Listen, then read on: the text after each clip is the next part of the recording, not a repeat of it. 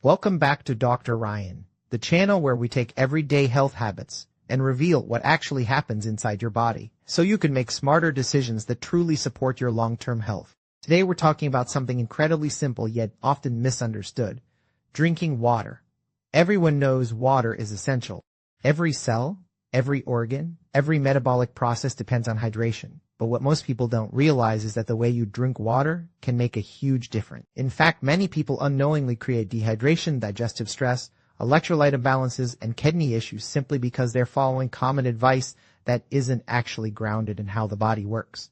So today, we're going to explore the biggest mistakes people make when drinking water, why these mistakes lead to fatigue, bloating, headaches, kidney stress, and digestive issues, and how to hydrate in a way that supports your body, not overwhelms it. One of the most common mistakes is forcing yourself to drink excessive amounts of water. Many people have been told to drink a gallon a day no matter what, but hydration is not a one-size-fits-all rule.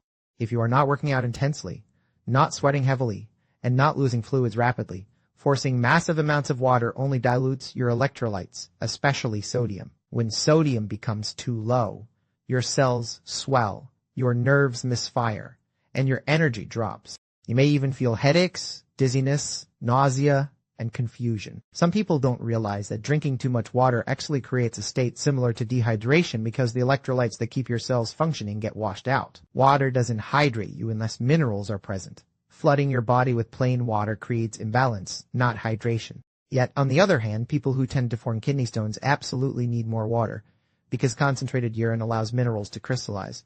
For them, 2.5 liters or more may be necessary. That's why the idea of everyone should drink 8 glasses a day doesn't reflect reality. Hydration needs depend on your climate, your activity level, your diet, your kidney health, your electrolytes, and even your stress levels. Water needs to support your body, not overwhelm it. Another overlooked mistake is drinking water too quickly. Most people don't think twice about chugging an entire bottle in seconds. But water enters your system faster than sodium can regulate fluid balance. Sodium controls the movement of water in and out of your cells.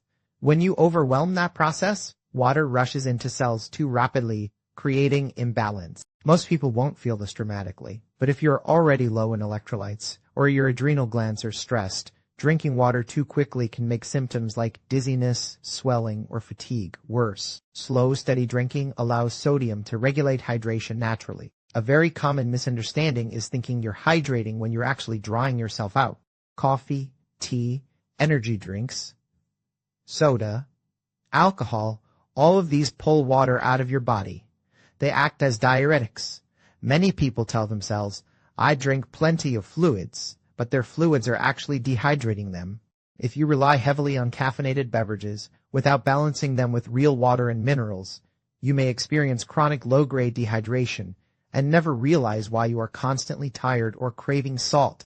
And if you're taking diuretic medication on top of that, dehydration becomes even more likely. Your environment also affects your hydration needs.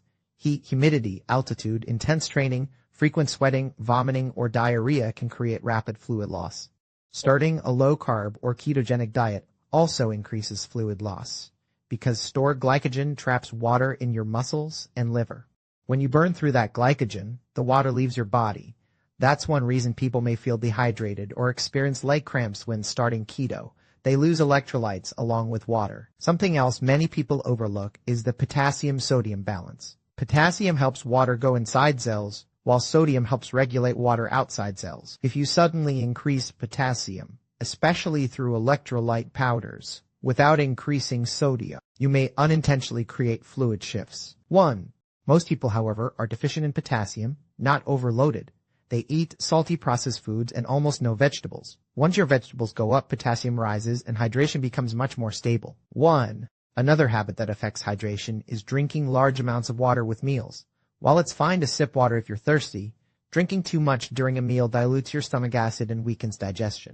Most people over 45 already have lower stomach acid. Diluting it further makes digestion sluggish and can contribute to bloating, gas, reflux, and undigested food passing into the intestine. Protein, especially, needs strong stomach acid. Without it, you don't extract minerals efficiently. So if you already struggle with digestion, drinking too much water with meals creates a cascade of problems. Drinking water about 30 minutes before or after a meal allows your stomach to work properly. Cold water is another subtle but interesting factor. For people with strong digestion, cold water isn't an issue. But if you often feel bloated, sluggish, or have digestive weakness, very cold water can inhibit the vagus nerve, the nerve that runs from your brain to your digestive system and controls stomach function, enzyme release, and gut motility.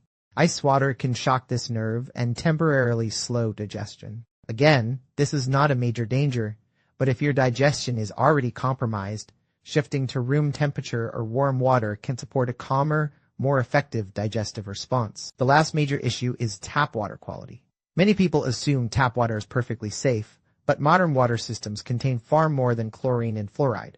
They can contain agricultural chemicals, hormone-disrupting compounds, pharmaceutical residues, microplastic particles, and industrial contaminants. Over time, even low levels of these pollutants may burden your liver, hormones, thyroid, and immune system. Drinking clean water is one of the simplest ways to reduce toxic load. A good water filter, one that removes chlorine, fluoride, chemicals, and microplastics, makes a meaningful difference. Your water should support your body, not add more work for it. When you understand hydration from a deeper physiological perspective, it becomes clear that proper hydration is not about forcing large amounts of water.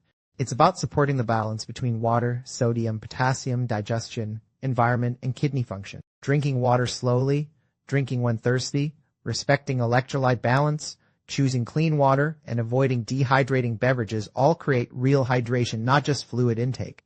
If you've been feeling fatigued, bloated, lightheaded, thirsty all the time, or dehydrated despite drinking lots of water, the solution may be far simpler than you think. Hydration is a partnership between water and minerals. When you give your body both, everything from your energy to your skin to your digestion begins to improve. Thank you for joining me today on Dr. Ryan. If you want more simple, science-based health explanations that actually make sense, be sure to subscribe and turn on notifications so you never miss a new video. Your body knows how to maintain balance. You just have to give it what it needs.